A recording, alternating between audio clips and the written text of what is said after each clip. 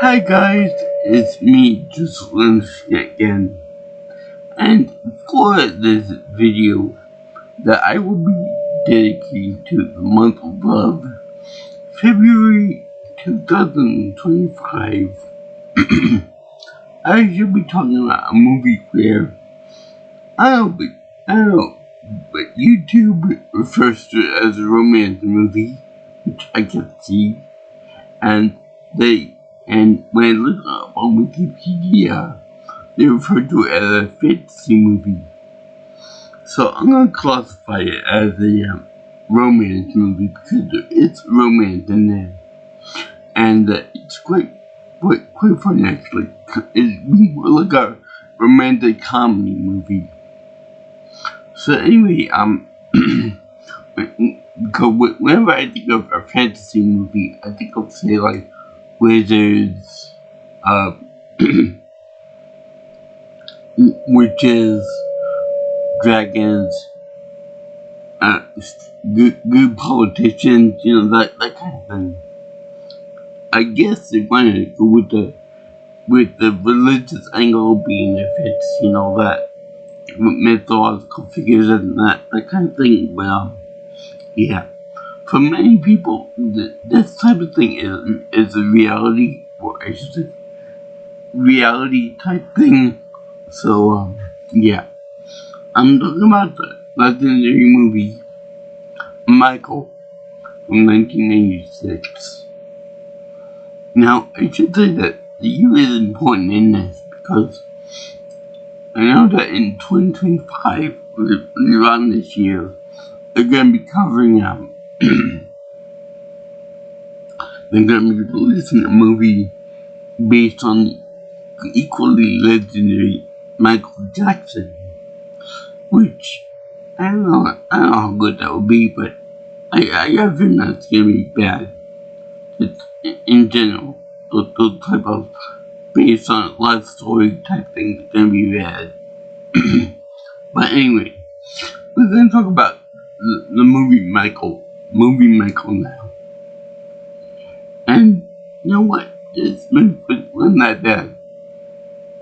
It might not be classified as just a romance movie, but it's also got comedy and also some fantastic elements in it too.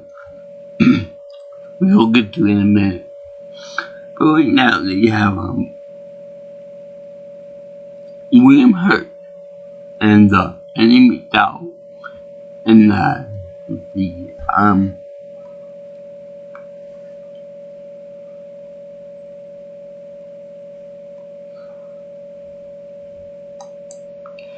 the Robert Pastorelli. They all play reporters. They have to try to get the next big thing, the next big story, and by the boss, Bob Hoskins, played by Bob Hoskins, and they work in like the Chicago area, like big news reporters and stuff. I'm gonna guess the Chicago Tribune maybe, another big paper. So they have to look for this really big story.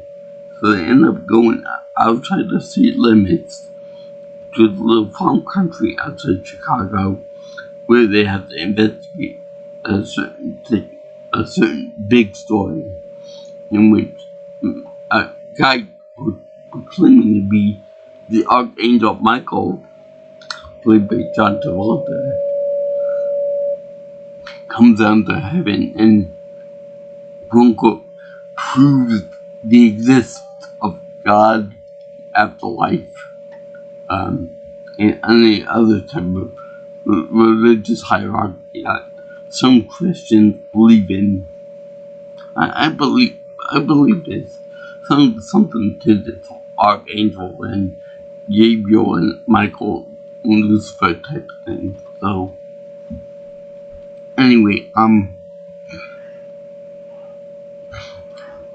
this is really funny because during his time on Earth, Michael wants to experience all kinds of different pleasures and things associated with being human, like acting stupid, going to a bar, eating dinner, which he absolutely loves and craves food. He loves American food. I don't know if I killed him in the end, but they did each other anyway. So in any case, these reporters are like they're questioning his validity as being something spiritual, something supernatural, etc., etc., etc. Especially William Hurt, which is kind of the name of science, and Amy McTaggart played Dorothy, and Robert Pasquale is Huey. So anyway, these guys are they're kind of skeptical about it, almost atheistic about it, because they're trying to question him. And when Michael comes to Earth, you can all the things that we associate with angels, like big puffy wings, a very interesting demeanor, very peaceful, very pretty, or as many people would say, pretty, because that's kind of a subjective thing, especially when you deal with a moral man like John Travolta. Now, me personally, I like John Travolta. He was a pretty boy John, as I call him, from Saturday Night Fever. It'd be funny if he actually hosted Saturday Night Live, but I digress. He's pretty funny in this movie, because I want him to stop someone of farms he goes to, which, by the way, I should point out that the same vehicle that they use to travel the countryside looks an awful lot like the car from the very first Texas Chainsaw Massacre movie.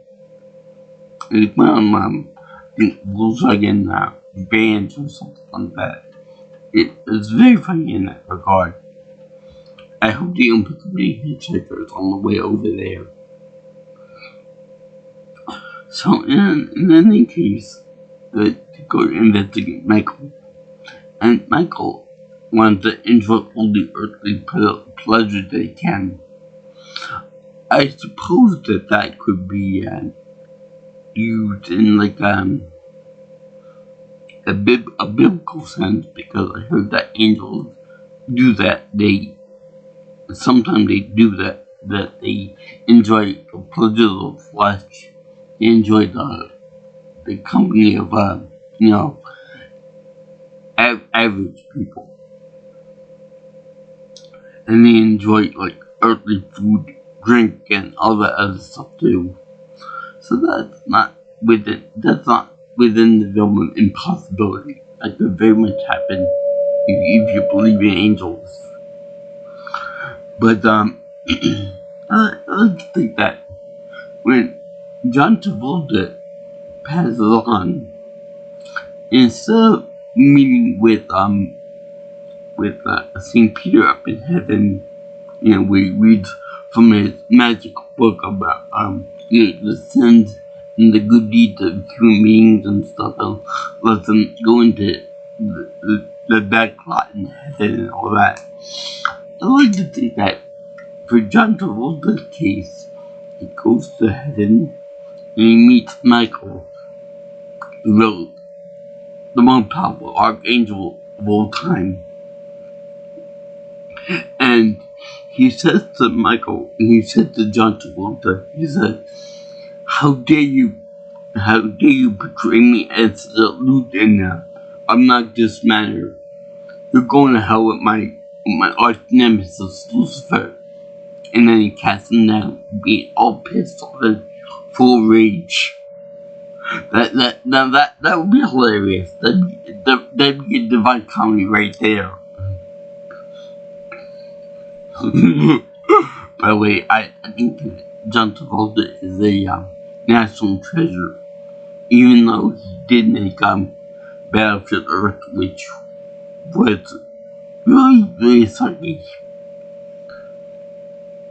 So anyway, they have him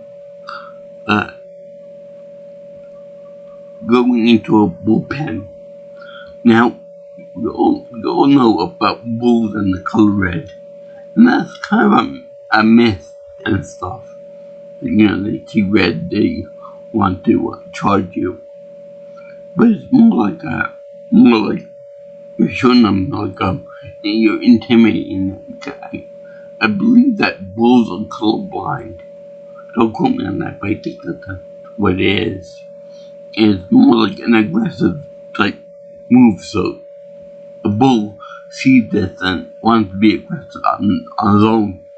In any case, you see him ramming each other, and then you see Frank and Dorothy going into the bull field with the boy and Michael saying, no, don't do it.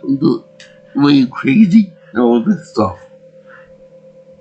Meanwhile, they see this angel guy with wings on, so you can put two together that these two things are actually going to be that one's a supernatural thing and the other's a common but powerful bull.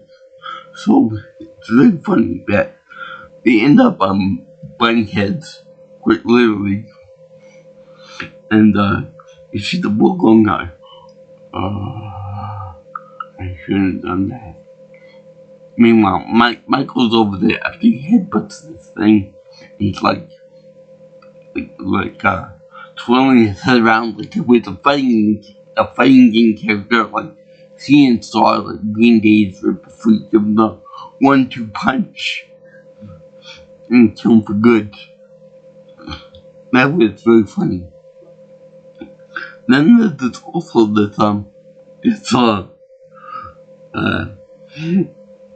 this scene in which they go to a diner and he's like, oh my god, this food is so good.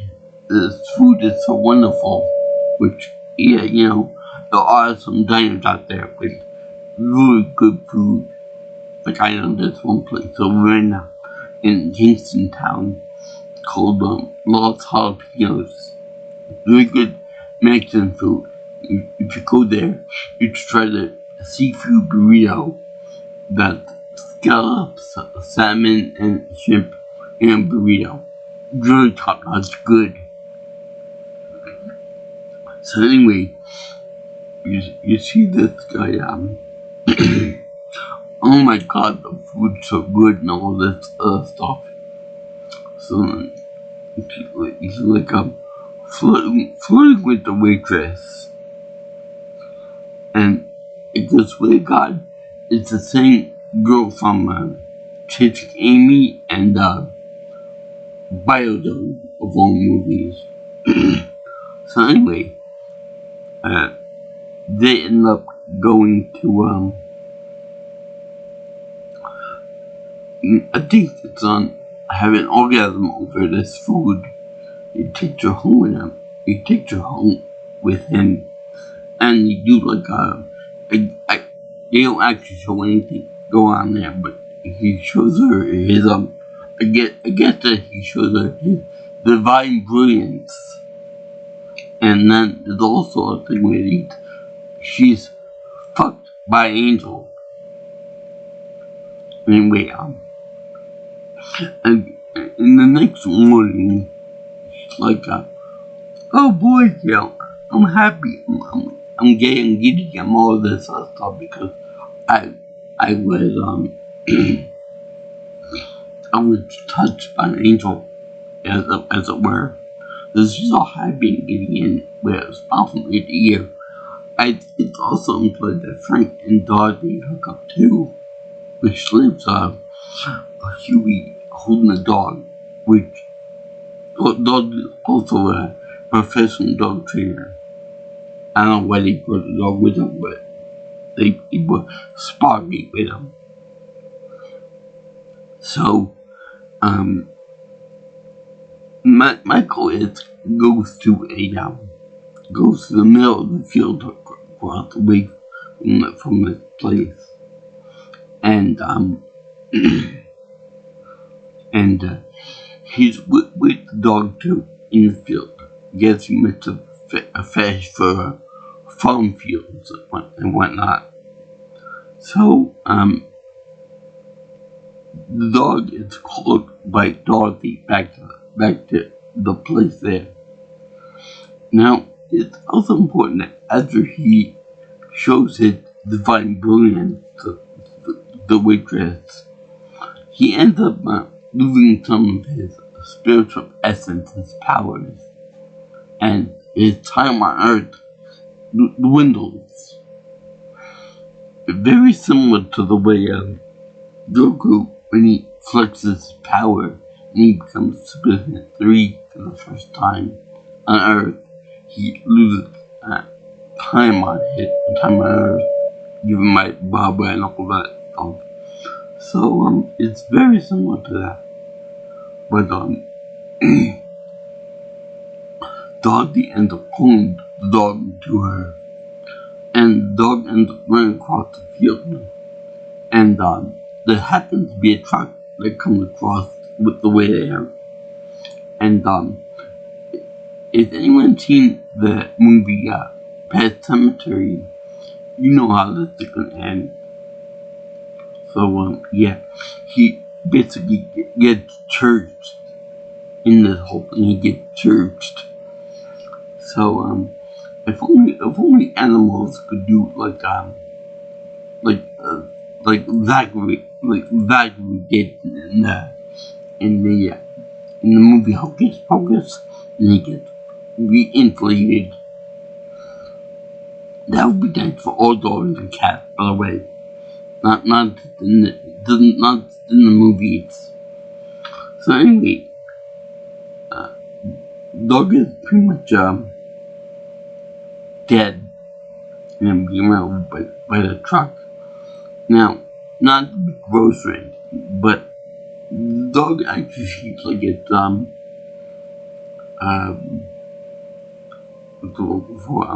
intact.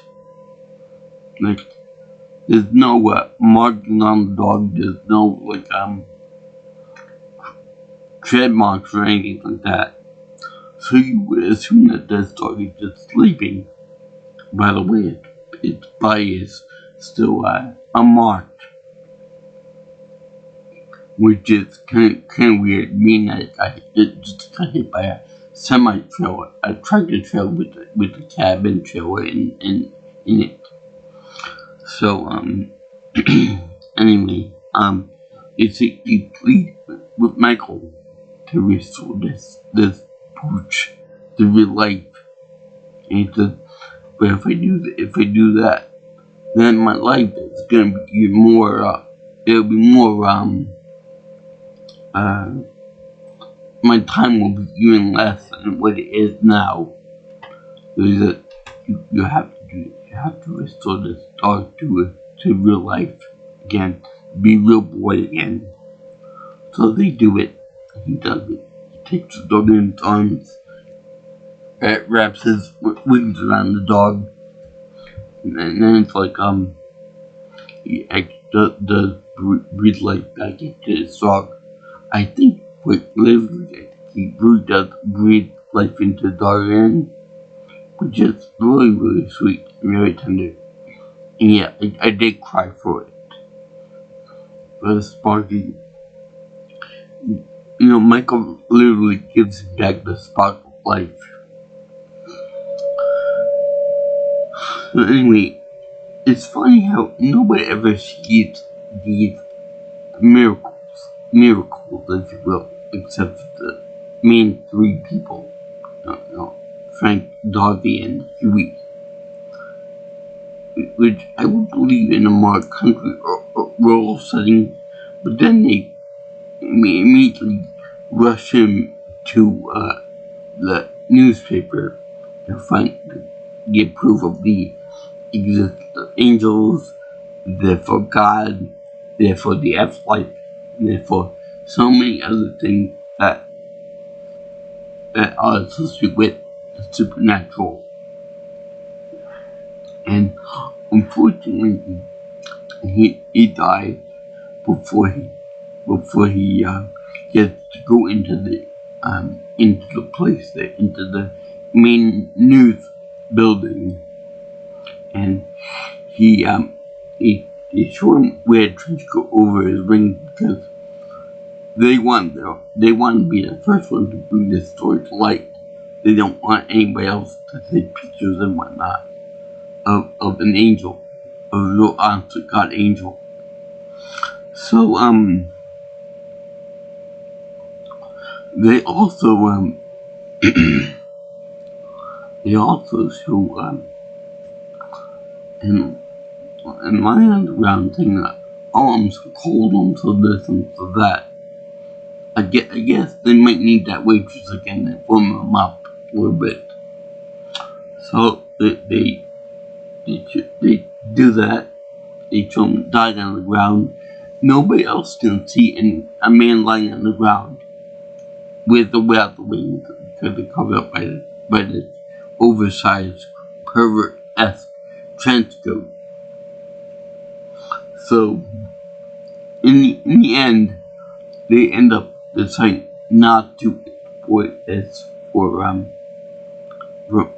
morality reasons. And it's actually pretty amazing that even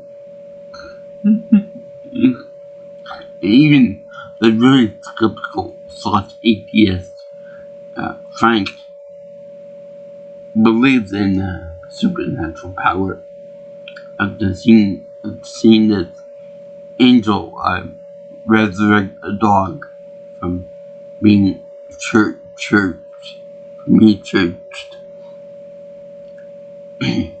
Anyway, they end up not talking to the guy Barton, that's the boss, played by Bob Hoskins. I think he's in the same vein as when he was doing the Super Mario Brothers movie, with that real gravelly voice and all that. And and not doing that. And instead they give the dog to him because some contractual issue, but he doesn't want the damn dog. Even though he would just resurrect it again, so he doesn't want the proof that there is a spirit world and there is miracles and there are resurrections and that kind of thing. So it's staring right, the proof is staring right now in the face. That's the story. And the dog, for his part, is very annoying though Valkyrie. Very annoying, very yippy and yappy. Like small dogs tend to be. So anyway, this movie is very funny. There is a little bit of romance, a little bit of hanky panky between the angel Michael, the most powerful angel in the hierarchy, and the mere common work to death waitress girl. So there is a little bit of a funny element to this. It also restores your hope that there are good people out there and that they cover up this whole supernatural thing to not go over furthering on careers. It restores the hope in humanity that there are real people out there that don't want to get into really heavy advanced careers, so they saw this guy as an angel. Even though at this point, he is gone, his time is up on Earth. So it really wouldn't matter anyway if they do tell the boss, hey, there's an angel out there. There's an angel among us and all of this stuff. But no, they resist that whole idea about further no career, which is nice. It also reaffirms some people's belief in supernatural events and more specifically Christian hierarchy of angels and I guess demons on that regard too. Yeah, it's funny that they do that. Also, that's funny is that Andie MacDowell plays a person that's in a kind of a religious movie with Archangel Michael. And I remember there was a movie called Hudson Hawk where she played a nun in the movie. So I would like to think that she was kind of typecast as in religious as movies and roles and things like that.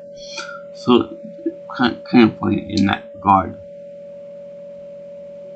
But John Travolta does play good Michael. It would be nice if they have like a Lucifer to counteract the whole bird boy thing that he got going there. He plays a very good Archangel Michael. And it's really kind of nice to see that when you have the proof of supernatural entities that when they do pass on, when the time is up on Earth, that somebody as stoic and as from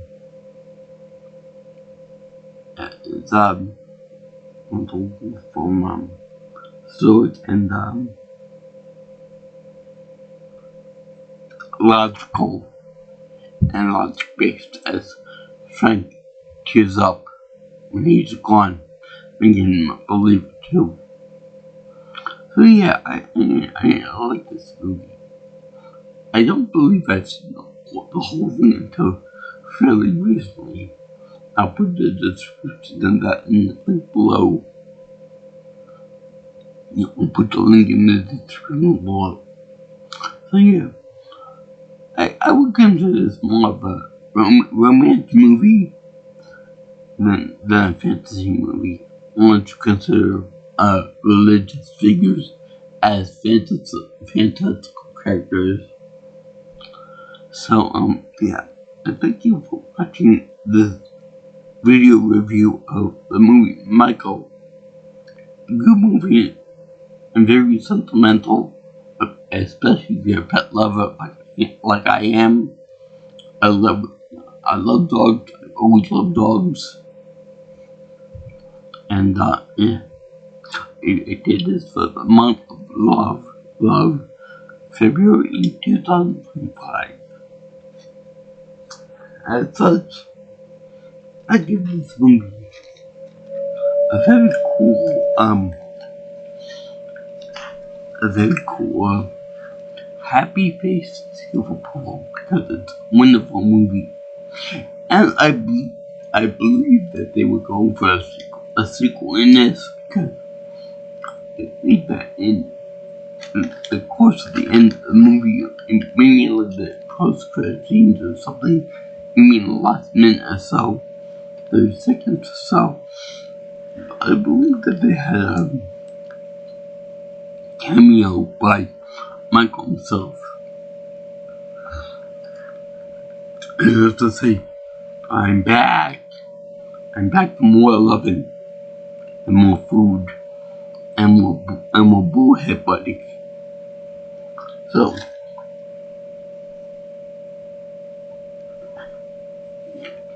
So I like to think that if they made a sequel to this movie, they might go into other angels or possibly God himself, like Gabriel and like other supernatural entities. Or they could have Michael again, gracing our movie screens. Possibly John Travolta or somebody else for that matter. I love this movie. I hope you guys do too. So yeah, if you guys like what you see here and you want to see more of my videos and such, please like, comment, share, and subscribe to my channel. Also, you can